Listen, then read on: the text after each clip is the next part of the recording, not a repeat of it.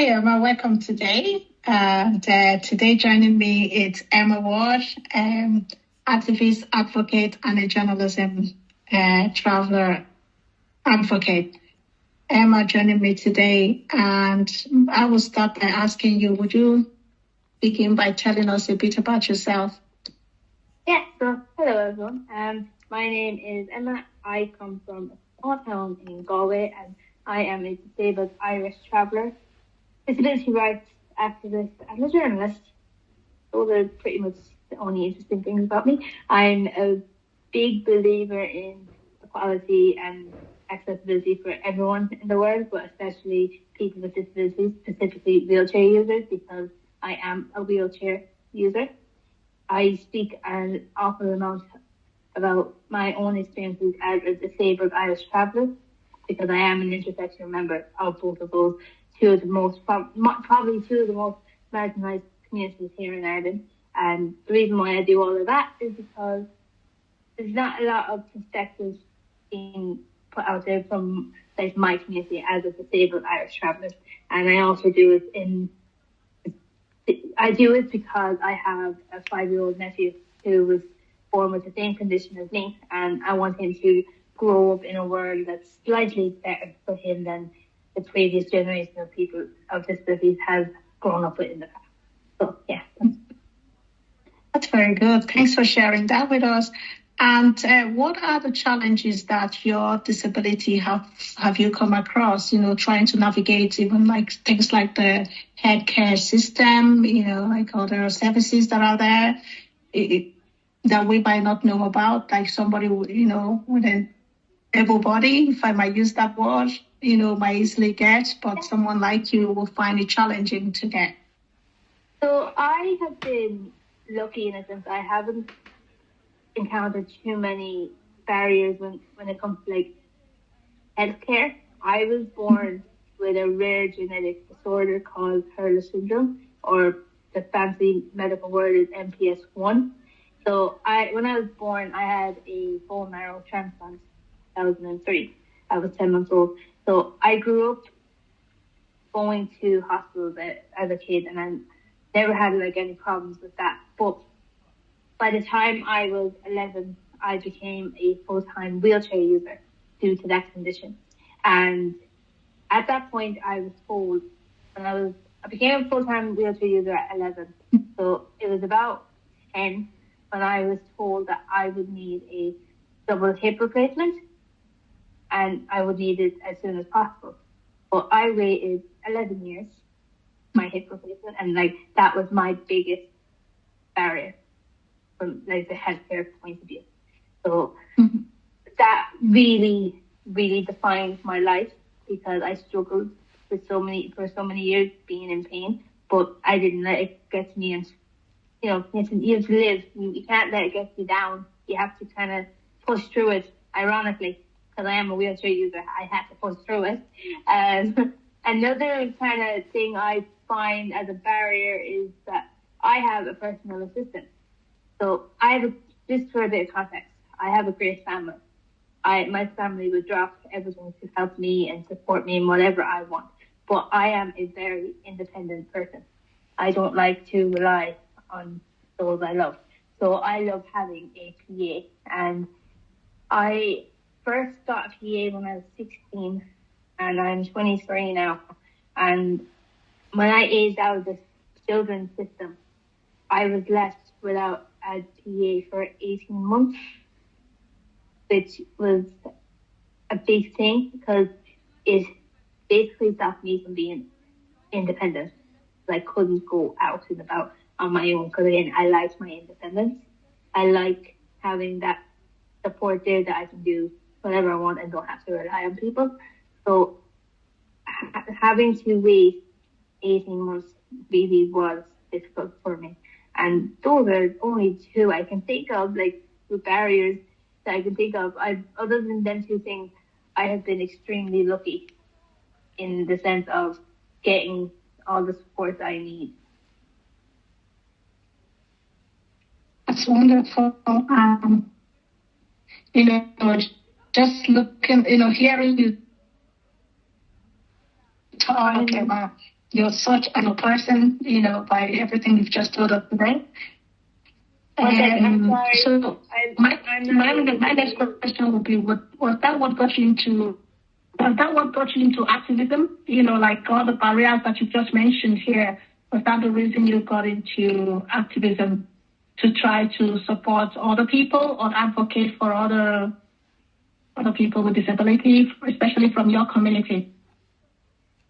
I'm sorry, but could you repeat that again? Because my internet connection is a little bit unstable and it's kind of cutting out. No, don't worry. I'm just kind of, my follow-on question was that you've, listed all these wonderful qualities that you have, and know that you're such an amazing person and an inspirational person. So the thing I'm taking from there is that, and my next question will be, are those barriers that you've just mentioned to us, were they what got you into activism, make you to advocate for other people? Yeah. So my biggest reason is my 5-year-old nephew. He was born in 2020 and he was diagnosed with the same condition, Hurler syndrome. And it was kind of like a light bulb that went off when I first met him. When I knew that he had the same condition, I was like, there's no way in earth that I am going to let you in a world that isn't made for you, like I've struggled. And truthfully, I just wanted to help make some differences for him and the next generation of people with disabilities, because I didn't have that type of representation growing up.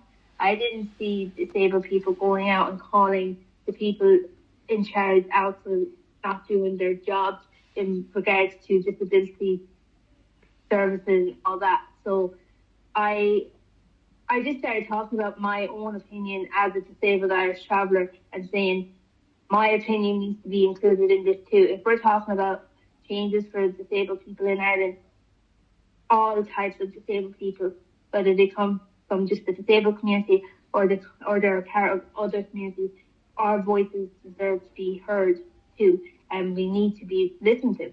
So they're the kind of reasons why I came into activism. But again, my nephew was the biggest reason.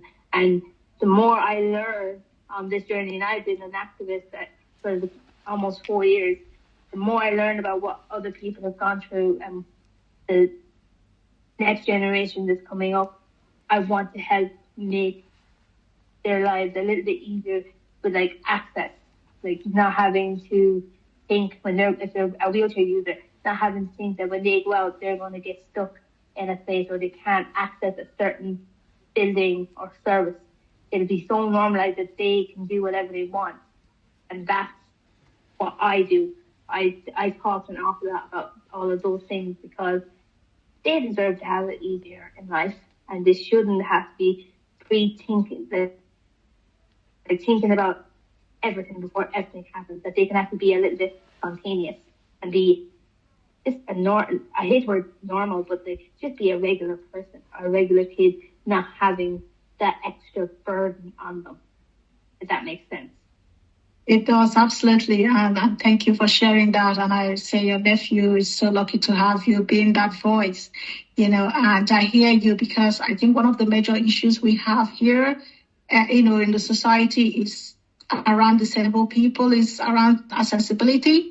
That can pose a huge challenge from there, be it in academic field or even going to your local supermarket or using the facilities around. Accessibility is a huge thing, especially for wheelchair users. So thank you so much for advocating that. And another question I want to kind of get you to sort of talk us through about is around in the word intersectionality. What does that mean to you? What does intersectionality mean to me? Yes. What would you, if you kind of think of it in your term, what would you say it means? Because not everybody must have heard about it. No, I've never been asked that question, really, what does it actually mean to me? But being an intersectional member means that I have a very unique view of this work. And I'm, again, a member of two of the most marginalised communities in Ireland. Because from a disabled point of because I'm a wheelchair user, I'm constantly denied access to buildings or like taxis and services. I'm constant, and it's also a thing of when you're born with a disability, automatically people think, oh, they have a disability, they can't do anything. There's low expectation of disabled people. And then coming from the Irish traveller community, again, there's low expectations of Irish travellers. And when you hear about Irish travellers in the Irish media, 9 times out of 10 it's a negative story and has negative reactions and responses under it. So the odds have been against me since I was born. So my job for like being an intersectional member, what it means to me is to get out there and prove that, so what if I'm disabled?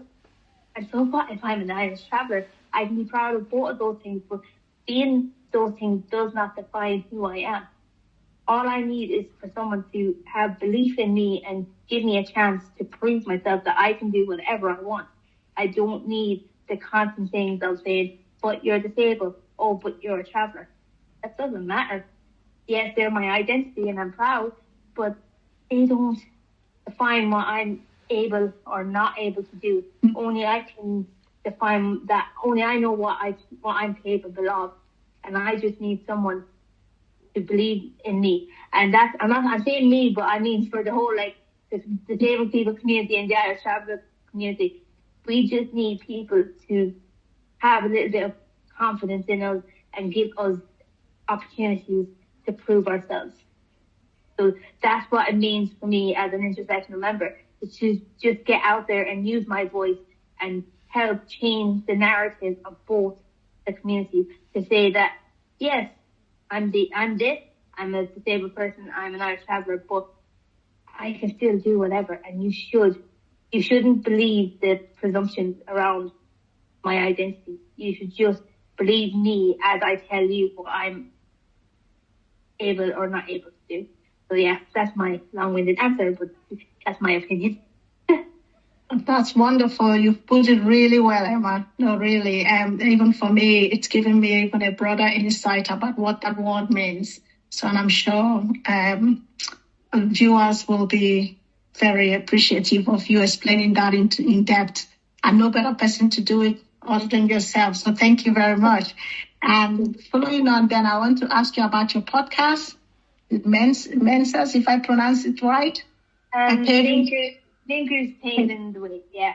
Paving the way. Thank you very much. And why did you start that podcast? Okay, so that project, and I'm not joking, came as a pure surprise. So basically, me and my good friend Letitia McCrudden, we've been friends for a couple of years, and Spun Out contacted us both. They did not know that we knew each other, but they contacted us both asking to work with us, and they were like, what would you like to do? And without either of us knowing what the other person was going to say, we said a podcast to help change the media perception of Irish travellers. And for me personally, it was to also highlight my experiences as a disabled Irish traveller, because again, you never really hear about that perspective in the media or online, really. So they were like, oh, that's great. We have another person that would do this. And they asked us, well, would we mind doing it together? But we were really good friends. And we were like, of course, this would be a great thing for us both, because we were really, really good friends. And we had 9 episodes. And we interviewed so many incredible activists from the Irish traveller community. And it went from the first ever Irish traveller, Senator Eileen Flynn, to Thomas McCann, Rosaleen McDonough, who is an incredible disabled Irish traveller, and Martin Bean Ward, who is a prominent Irish traveller figure in the arts. And they're just to name a few. But our sole goal, let's say, for our podcast was to show the public that while we are travellers, while we're proud of our ethnicity and our community, we are just like every other young person. we want to progress in life, but there is so much discrimination and barriers in our way to get to that. And we wanted to kind of debunk some of the stereotypes that you hear about Irish travelers, and we just really wanted to bring you into our world, having a casual conversation between myself and Letitia and whoever we had on for an interview. And by total shock, people love podcasts, and we got so many nice reactions from it. We even won a Volunteer Ireland Award in 2024, and just last year we were featured on nationwide on RT talking about our podcast. Just talking about how we did not, before we did this podcast, we had no idea of what kind of reaction we'd get. Personally, I was afraid, in a sense. I was very cautious of doing it because when you see Irish travellers in the media, it's almost always a negative story and a negative reaction to it. So I was ready for those type of reactions, but we didn't get one bad reaction. We got so many positive reactions and saying, oh, we never thought of it like this. And people said, like, by you sharing your perspectives, you're helping change some of the opinions and perspectives of Irish travellers. And we gave a voice to those young people. We showed what it's like to be both young people and young women from the Irish traveller community. And we got to just have those incredible conversations that it'll always be one of those projects that I'm really grateful that I had been a part of, because it really did resonate with so many people. It's wonderful. And like I can, follow on, but that's just amazing insights to that podcast as well, because I think we as a society need to be educated a bit more about your community. And I'm from the minor community as well. So I kind of get a sense of what you're talking about. Sometimes you can't feel underrepresented. So, so well done. It's brilliant. Thank you very much. I really appreciate it. Yeah. And another question, just following on to the podcast, will be like, have you I know like people are now more open, and if you reached out through other avenues like platforms, people like the senator you mentioned that. Have you seen any change since you started in the wider society since you started the podcast? Have you kind of seen any positive change towards yourself, the community, or people, sort of the wheelchair users with disability? I'd like to say yes. Mm-hmm. I'd like to say that there's been some positive changes, but honestly, there hasn't been much. And that's me talking from like being a disabled person and being an Irish traveller.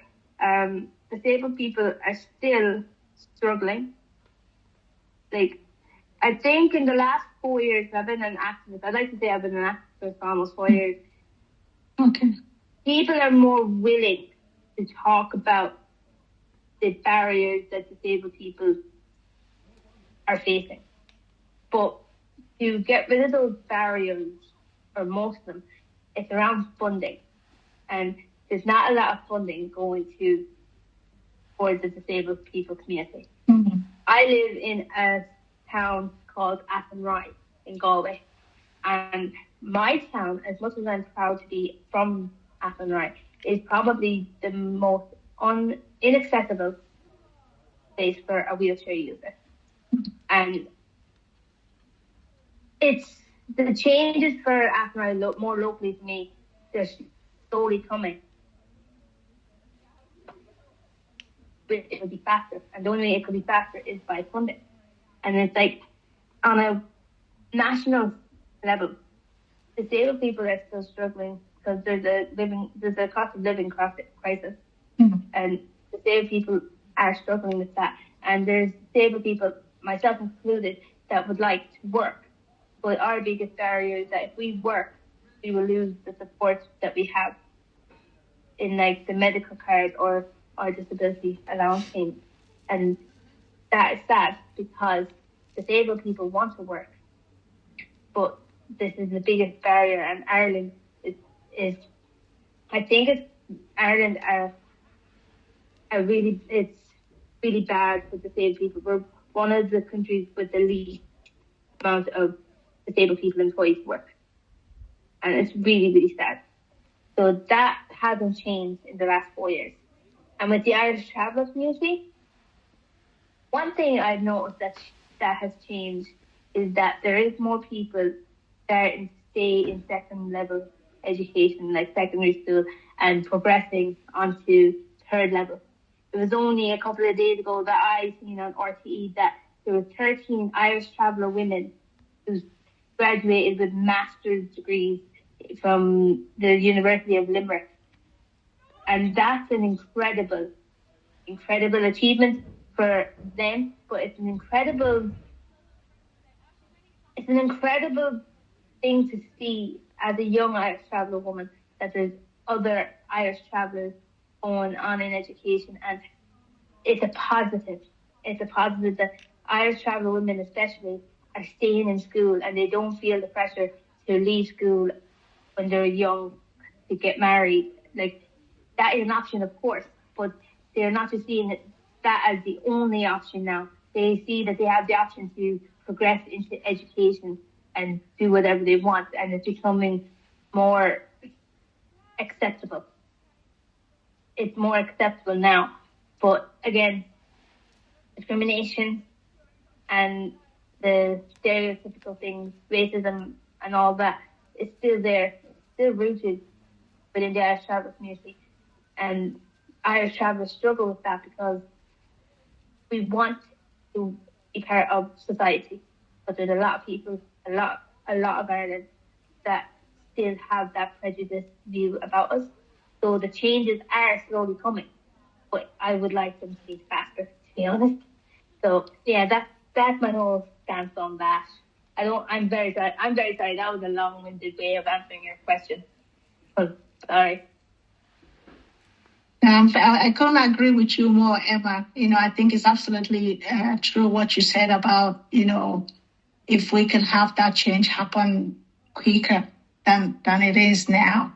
But hopefully we hope that things will speed up. That's all we can have. Like, so I think the biggest thing an activist or someone who wants to see change can have is hope, a faith that yes. Sometimes there will be positive changes, but until we get that, we just have to keep on to that hope and keep working towards it. Or at least that's what I do. So yeah, that's all. And you're doing wonderful. Thank you for that amazing job you're doing, and also I think you're a source of inspiration and kind of encouragement to other people from the community to say, look, things might not be the way you want it, but we won't give up. We'll keep pushing on. So well done. I hate being called an inspiration. I don't know, that's like a icky word for me because I'm not doing anything major. Mm-hmm. But if someone, whether they're from the Irish travel community or the disabled people community, if they look at me and say, well, if Emma can do this, maybe I can do it. And that's all I want, because I came into this world, activism and journalism, I came into this world not knowing anyone. I only had the hope to help change the world for my nephew and the disabled people, the next generation. And with the journalism, I just wanted to share my opinion, write about my own experiences, and hopefully give those who don't have a voice, a platform in the art media. So they're my hopes. So that's probably another question that I'm probably answering too fast. I'm very sorry. That's wonderful, Emma. Just following on to our next question will be, what changes, if there could be any changes that Irish society could make, to make the traveling community feel more inclusive, what would that be? For me, I could answer this about my travel identity or disabled people. disabled identity. So for an Irish traveller, if I could make one change, it's so that people are more or willing to change their perspective of Irish travellers and don't think about the negatives that you see in the media, because 9 times out of 10, it's only one traveller. There's good and bad in every community. There's good and bad in every community. But with the Irish travel community, we all get painted with the same brush, and that's not fair. There's travellers that want to make something of themselves, but they're denied that right because other people have the presumption that they're as bad as what they see on the media. So my biggest thing would be for people to have a changed perception or view of Irish travellers and more willing to help and support Irish travellers in gaining or in reaching, I should say, their goals, whatever that may be. So that's my one goal. If I could do something, is just to make it a little bit easier for Irish travellers and for them to not feel as rejected or discriminated against. And that's not too much to ask. That's not too much to ask. I hear you. It's not too much to ask, but it's a very, very hard thing. Yeah. That's my opinion. Thank you very much. What advice would you give to young travelers or people with disability who wants to get involved in activism? Just do it. Do not overthink it. Do not care what other people think. If you want to make a change in this world, just go out there and try. Start volunteering in your local town, whatever that may be. But just go out and try, and don't let other people's opinions get the better of you. There's always going to be someone to say that, oh, it's not worth it, you're not going to see the changes. But that is not true. If you get involved in activism as a collective, you are going to eventually see the changes that you are making. So just go out and do it, and do not care what other people think. That's wonderful. And coming to our final question, would you encourage other activists like yourself to have a podcast?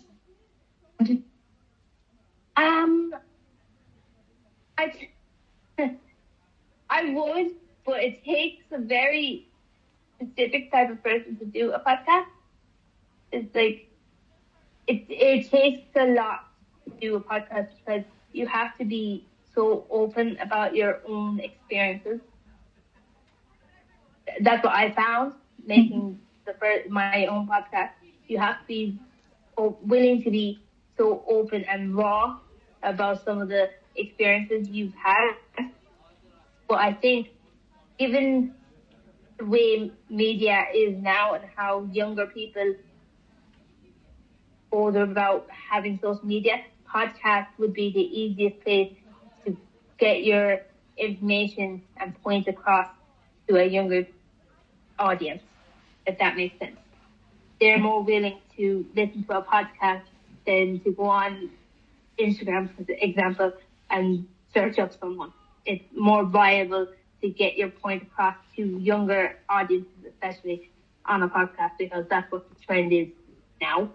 So I think it would be worth it, but again, it takes a very specific person to want to do that, because podcasts, especially within activism, can be a very personal and raw thing to talk about. Wow, I couldn't agree with you more, Emma, and I could chat to you, forever.